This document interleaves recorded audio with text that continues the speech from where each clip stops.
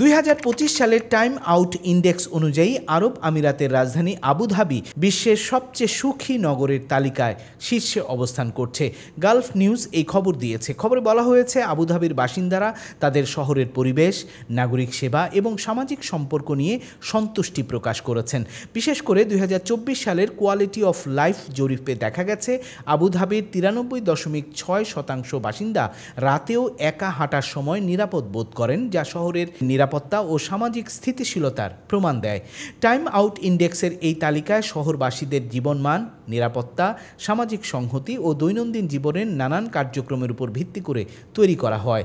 তালিকায় দুবাইও উল্লেখযোগ্য স্থান অধিকার করেছে এবং বিশ্বের 20টি সুখী শহরের মধ্যে 16তম স্থানে রয়েছে। সংযুক্ত আরব আমিরাতের এই দুই শহরের সাফল্য শুধু দেশবাসীর জন্যই নয়, বরং বিশ্বের অন্যান্য শহরের জন্য একটি অনুকরণীয় উদাহরণ হিসেবে বিবেচিত হচ্ছে।